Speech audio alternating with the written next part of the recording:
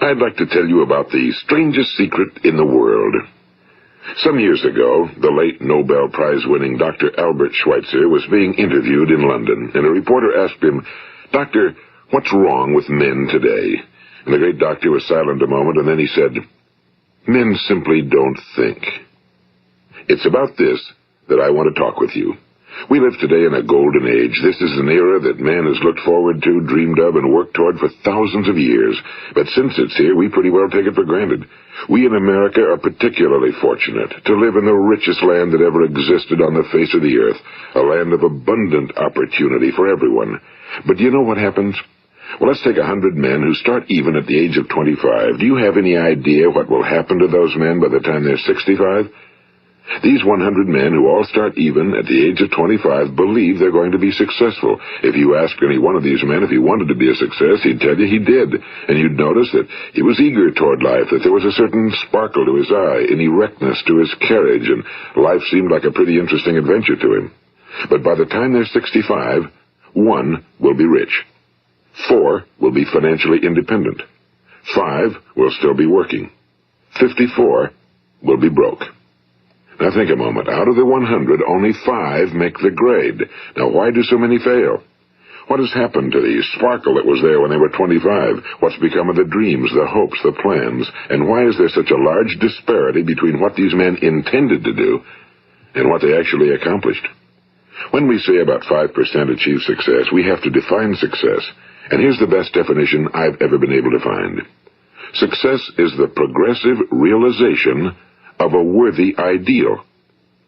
If a man is working toward a predetermined goal and knows where he's going, that man is a success. If he's not doing that, he's a failure. Success is the progressive realization of a worthy ideal.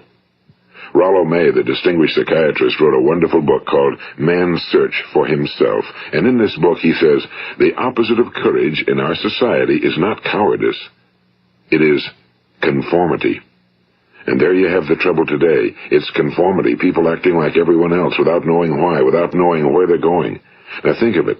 In America right now, there are over 18 million people 65 years of age and older. And most of them are broke. They're dependent on someone else for life's necessities. Now, we learn to read by the time we're 7. We learn to make a living by the time we're 25. Usually by that time, we're not only making a living, we're supporting a family. And yet by the time we're 65, we haven't learned how to become financially independent in the richest land that has ever been known. Why? We conform. And the trouble is that we're acting like the wrong percentage group, the 95 who don't succeed. Now, why do these people conform? Well, they really don't know. These people believe that their lives are shaped by circumstances, by things that happen to them, by exterior forces. They're outer-directed people. A survey was made one time that covered a lot of men, working men, and these men were asked, "Why do you work? Why do you get up in the morning?" 19 out of 20 had no idea. If you ask them, they'll say, well, everyone goes to work in the morning, and that's the reason they do it, because everyone else is doing it. Now let's get back to our definition of success. Who succeeds? The only person who succeeds is the person who is progressively realizing a worthy ideal. He's the person who says, I'm going to become this, and then begins to work toward that goal. I'll tell you who the successful people are. A success is the school teacher who's teaching school because that's what he or she wants to do. The success is the woman who's a wife and mother because she wanted to become a wife and mother and is doing a good job of it. The success is the man who runs the corner gas station because that was his dream. That's what he wanted to do. The success is the successful salesman who wants to become a top-notch salesman and grow and build with his organization. A success is anyone who is doing deliberately a predetermined job because that's what he decided to do deliberately. But only 1 out of 20 does that. That's why today there isn't really any competition unless we make it for ourselves. Instead of competing, all we have to do is create. You know, for 20 years I looked for the key which would determine what would happen to a human being. Was there a key I wanted to know which would make the future a promise that we could foretell to a large extent? Was there a key that would guarantee a person's becoming successful if he only knew about it and knew how to use it? Well, there is such a key, and I've found it. Have you ever wondered why so many men work so hard and honestly without ever achieving anything in particular, and others don't seem to work hard and yet seem to get everything? They seem to have the magic touch. You've heard them say that about someone. Everything he touches turns to gold. And have you ever noticed that a man who becomes successful tends to continue to become successful? And on the other hand, have you noticed how a man who's a failure tends to continue to fail? Well, it's because of goals. Some of us have goals, some don't. People with goals succeed because they know where they're going. It's that simple. Think of a ship leaving a harbor, and think of it with the complete voyage mapped out and planned. The captain and crew know exactly where it's going and how long it'll take. It has a definite goal. Now, 9,999 times out of 10,000, it will get to where it started out to get. Now, let's take another ship, just like the first, only let's not put a crew on it or a captain at the helm.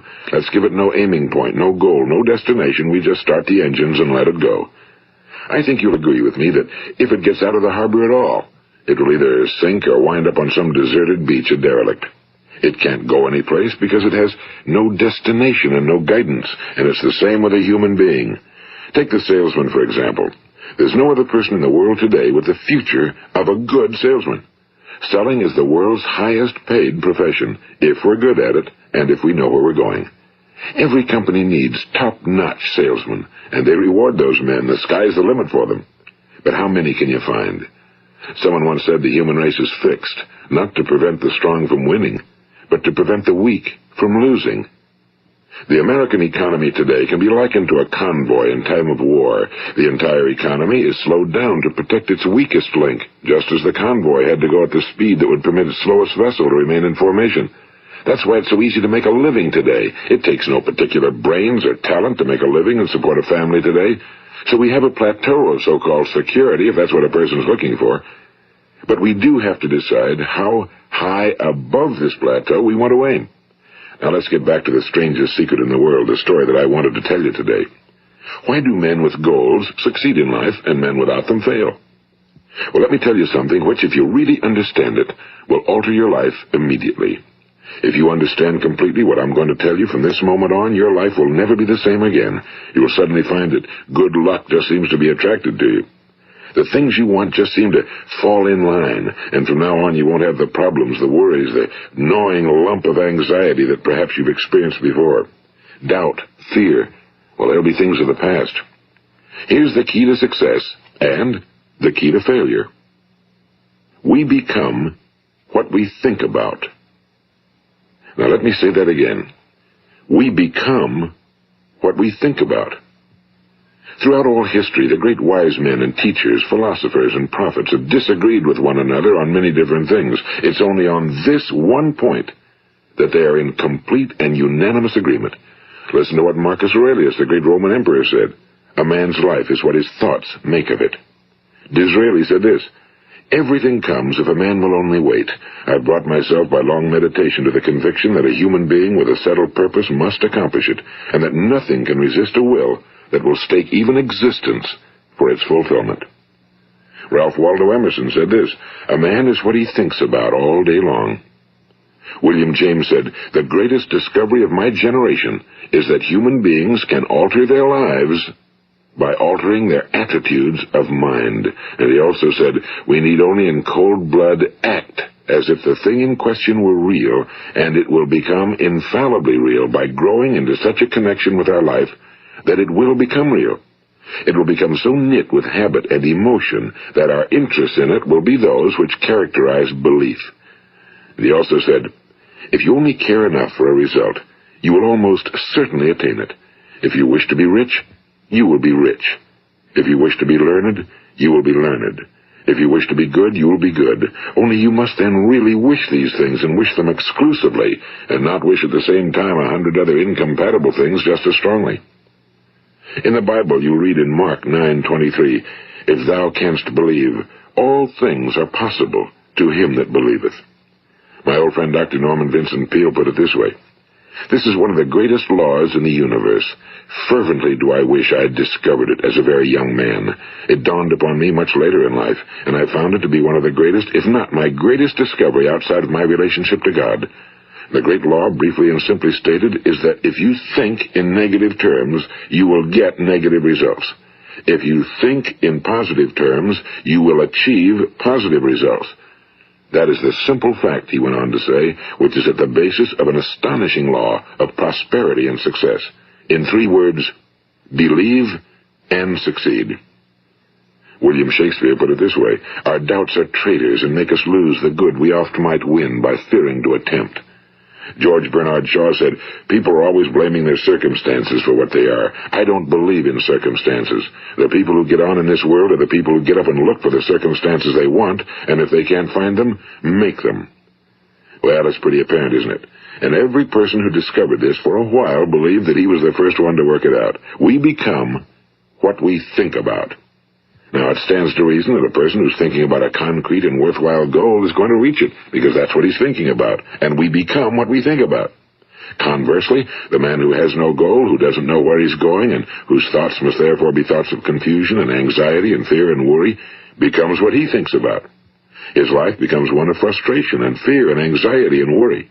And if he thinks about nothing, he becomes nothing. Now, how does it work? Why do we become what we think about? Well, I'll tell you how it works as far as we know. Now, to do this, I want to tell you about a situation that parallels the human mind. Suppose a farmer has some land, and it's good fertile land. Now, the land gives the farmer a choice.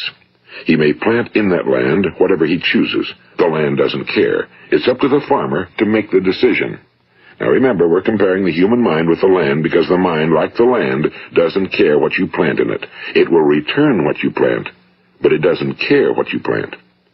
Now let's say that the farmer has 2 seeds in his hand. One is a seed of corn, the other is nightshade, a deadly poison. He digs 2 little holes in the earth and he plants both seeds, one corn, the other nightshade. He covers up the holes, waters, and takes care of the land, and what will happen? Invariably the land will return what's planted. As it's written in the Bible, as ye sow, so shall ye reap. Now remember, the land doesn't care. It'll return poison in just as wonderful abundance as it will corn. So up come the 2 plants, one corn, one poison.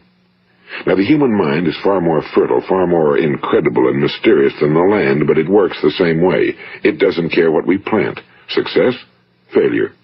A concrete, worthwhile goal, or confusion. Misunderstanding, fear, anxiety, and so on. But what we plant, it must return to us. You see, the human mind is the last great unexplored continent on Earth. It contains riches beyond our wildest dreams. It will return anything we want to plant. Now, you might say, well, if that's true, why don't people use their minds more? Well, I think they figured out an answer to that one, too. Our mind comes as standard equipment at birth. It's free, and things that are given to us for nothing we place little value on. Things that we pay money for, we value. The paradox is that exactly the reverse is true. Everything that's really worthwhile in life came to us free.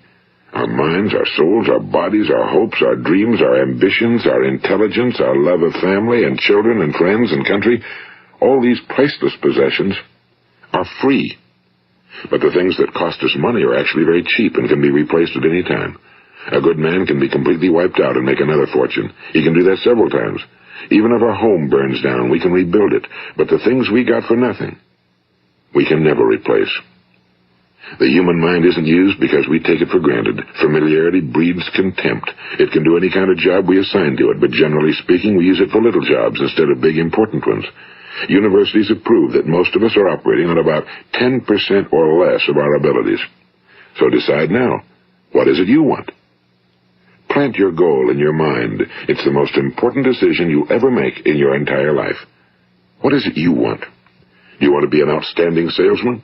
A better worker at your particular job? Do you want to go places in your company? In your community? Do you want to get rich? All you've got to do is plant that seed in your mind, care for it, work steadily toward your goal, and it will become a reality. It not only will, there's no way that it cannot. You see, that's a law, like the laws of Sir Isaac Newton, the laws of gravity. If you get on top of a building and jump off, you'll always go down. You'll never go up, and it's the same with all the other laws of nature. They always work. They're inflexible.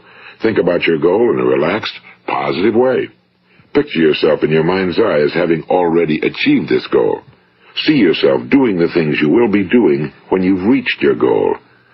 Ours has been called the phenobarbital age, the age of ulcers and nervous breakdowns and tranquilizers. At a time when medical research has raised us to a new plateau of good health and longevity, far too many of us worry ourselves into an early grave trying to cope with things in our own little personal ways without learning a few great laws that will take care of everything for us.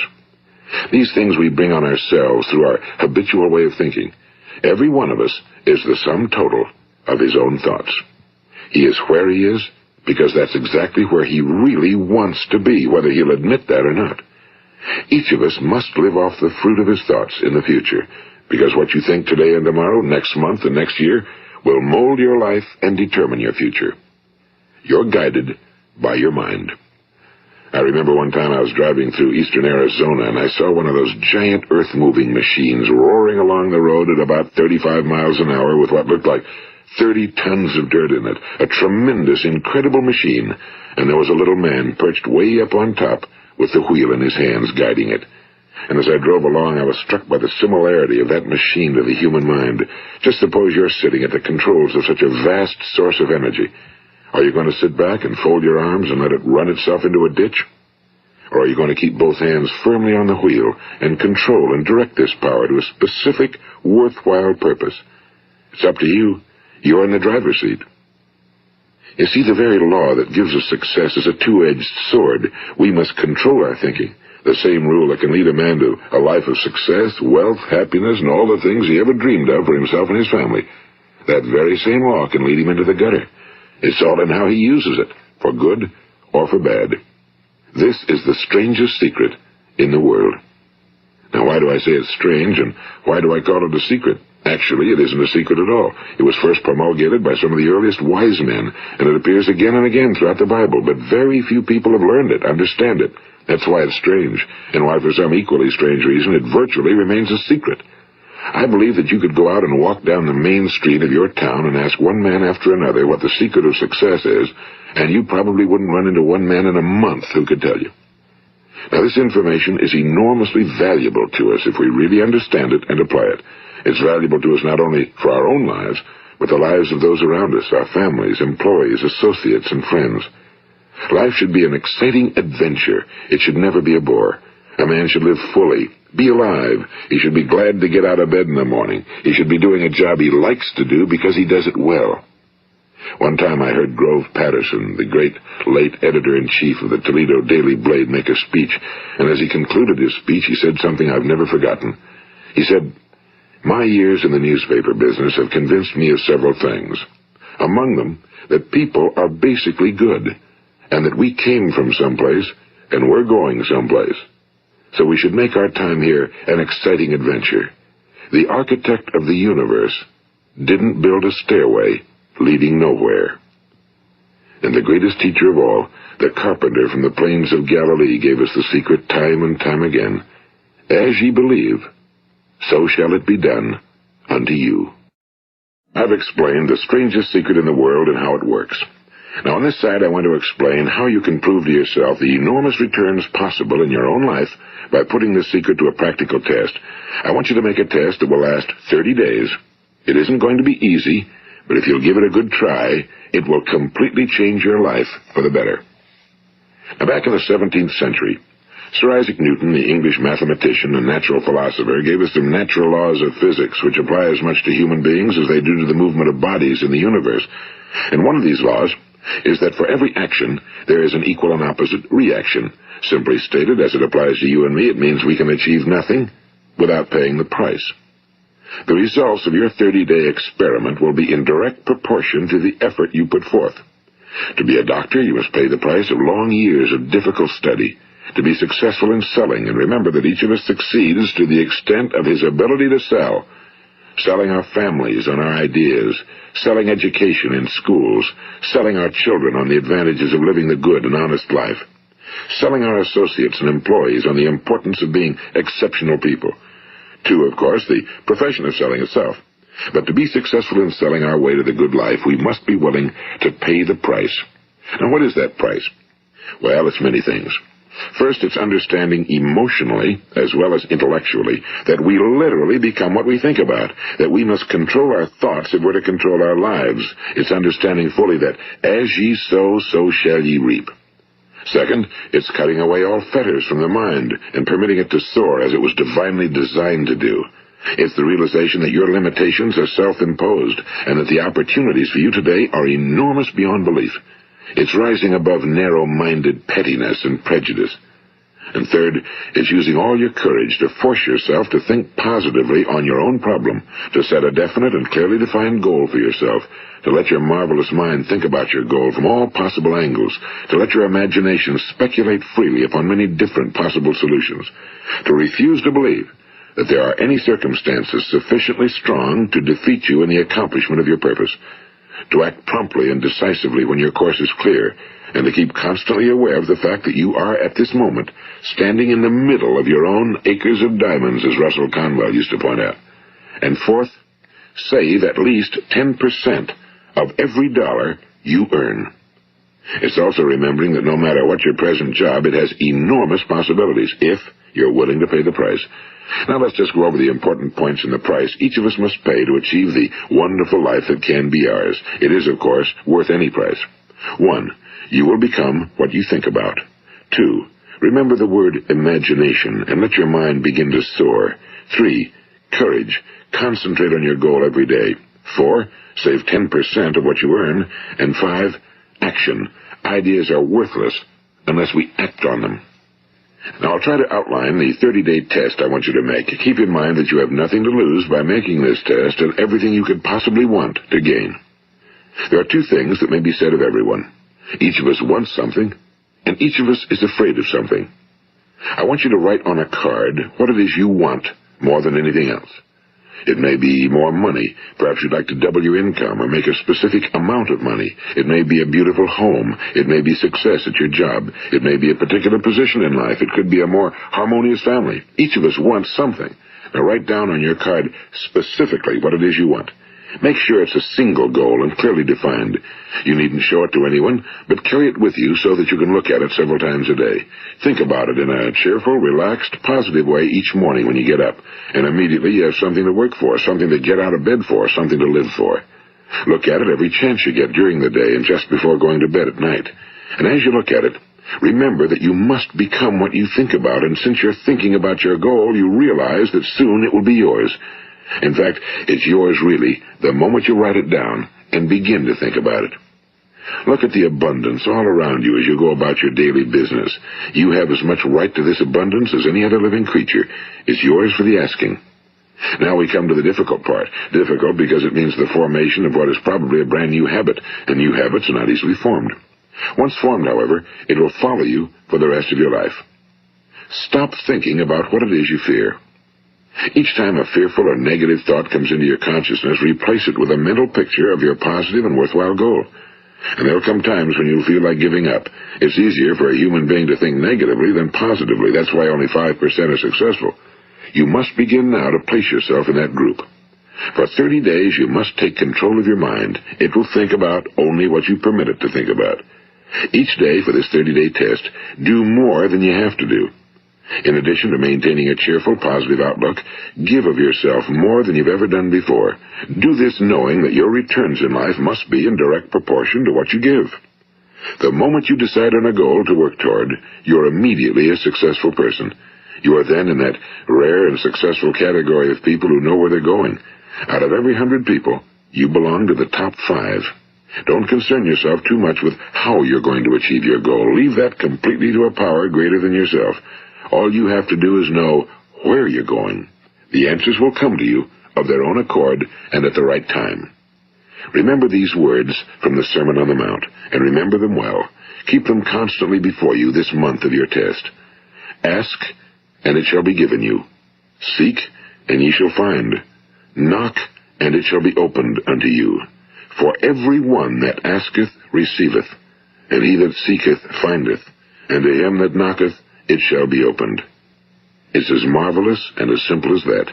In fact, it's so simple that in our seemingly complicated world, it's difficult for an adult to understand that all he needs is a purpose and faith.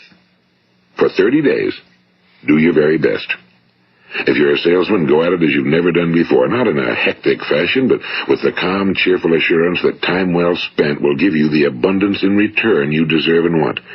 If you're a homemaker, devote your 30-day test to completely giving of yourself without thinking about receiving anything in return, and you'll be amazed at the difference it makes in your life. No matter what your job, do it as you've never done it before for 30 days. And if you've kept your goal before you every day, you'll wonder and marvel at this new life you've found. Dorothea Brand, the outstanding editor and writer, discovered it for herself and tells about it in her fine book, Wake Up and Live. Her entire philosophy is reduced to the words, act as though it were impossible to fail. She made her own test with sincerity and faith, and her entire life was changed to one of overwhelming success. Now, you make your test for 30 full days. Don't start your test until you've made up your mind to stick with it. You see, by being persistent, you're demonstrating faith. Persistence is simply another word for faith. If you didn't have faith, you'd never persist. If you should fail during your first 30 days, by that I mean suddenly find yourself overwhelmed by negative thoughts, you've got to start over again from that point and go 30 more days. Gradually, your new habit will form until you find yourself one of that wonderful minority to whom virtually nothing is impossible.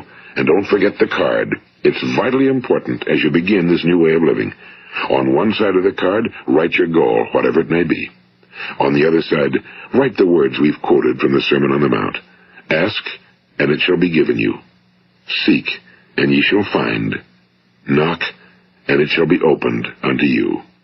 Nothing great was ever accomplished without inspiration. See that during these crucial first 30 days, your own inspiration is kept at a peak. And above all, don't worry. Worry brings fear, and fear is crippling. The only thing that can cause you to worry during your test is trying to do it all yourself. Know that all you have to do is hold your goal before you. Everything else will take care of itself. Remember also to keep calm and cheerful. Don't let petty things annoy you and get you off course. Now, since making this test is difficult, some will say, why should I bother? Well, look at the alternative. No one wants to be a failure. No one really wants to be a mediocre individual. No one wants a life constantly filled with worry and fear and frustration. Therefore, remember that you must reap that which you sow. If you sow negative thoughts, your life will be filled with negative things. If you sow positive thoughts, your life will be cheerful, successful, and positive. Now, gradually, you will have a tendency to forget what you've heard on this recording. Play it often. Keep reminding yourself of what you must do to form this new habit. Gather your whole family around at regular intervals and listen to what's been said here. You know, most men will tell you that they want to make money without understanding the law. The only people who make money work in a mint. The rest of us must earn money. This is what causes those who keep looking for something for nothing or a free ride to fail in life. The only way to earn money is by providing people with services or products which are needed and useful. We exchange our time and our product or service for the other man's money. Therefore, the law is that our financial return will be in direct proportion to our service. Now, success is not the result of making money. Making money is the result of success, and success is in direct proportion to our service. Most people have this law backwards. They believe that you're successful if you earn a lot of money. The truth is that you can only earn money after you're successful. It's like the story of the man who sat in front of the stove and said to it, "Give me heat, and then I'll add the wood." How many men and women do you know, or do you suppose there are today, who take the same attitude toward life? There are millions. We've got to put the fuel in before we can expect heat. Likewise, we've got to be of service first before we can expect money. Don't concern yourself with the money. Be of service. Build, work, dream, create. Do this, and you'll find there's no limit to the prosperity and abundance that will come to you. Prosperity, you know, is founded upon a law of mutual exchange. Any person who contributes to prosperity must prosper in turn himself. Sometimes the return will not come from those you serve, but it must come to you from someplace, because that's the law. For every action, there is an equal and opposite reaction. As you go daily through your 30-day test period, remember that your success will always be measured by the quality and quantity of service you render, and money is a yardstick for measuring this service. No man can get rich himself unless he enriches others. Now, there are no exceptions to a law. You can drive down any street in America and from your car estimate the service that's being rendered by the people living on that street. Had you ever thought of this yardstick before? It's interesting. Some, like ministers and priests and other devoted people, measure their returns in the realm of the spiritual, but again, their returns are equal to their service. Once this law is fully understood, any thinking person can tell his own fortune. If he wants more, he must be of more service to those from whom he receives his return. If he wants less, he has only to reduce his service. This is the price you must pay for what you want. If you believe you can enrich yourself by deluding others, you can end only by deluding yourself. It may take some time, but just as surely as you breathe, you'll get back what you put out. Don't ever make the mistake of thinking you can avert this. It's impossible. The prisons and the streets where the lonely walk are filled with people who tried to make new laws just for themselves. We may avoid the laws of man for a while, but there are greater laws that cannot be broken. An outstanding medical doctor recently pointed out 6 steps that will help you realize success. 1. Set yourself a definite goal. 2. Quit running yourself down. 3. Stop thinking of all the reasons why you cannot be successful and instead think of all the reasons why you can. 4. Trace your attitudes back through your childhood and try to discover where you first got the idea you couldn't be successful, if that's the way you've been thinking. 5. Change the image you have of yourself by writing out a description of the person you would like to be. And 6. Act the part of the successful person you have decided to become. The doctor who wrote those words is a noted West Coast psychiatrist, Dr. David Harold Fink. Do what the experts since the dawn of recorded history have told you must do. Pay the price by becoming the person you want to become. It's not nearly as difficult as living unsuccessfully. Make your 30-day test, then repeat it again, and each time it will become more a part of you until you'll wonder how you could ever have lived any other way. Live this new way, and the floodgates of abundance will open and pour over you more riches than you may have dreamed existed. Money? Yes, lots of it. But what's more important, you'll have peace. You'll be in that wonderful minority who lead calm, cheerful, successful lives. Start today. You have nothing to lose, but you have a whole life to win. This is Earl Nightingale, and thank you. Like and subscribe for more.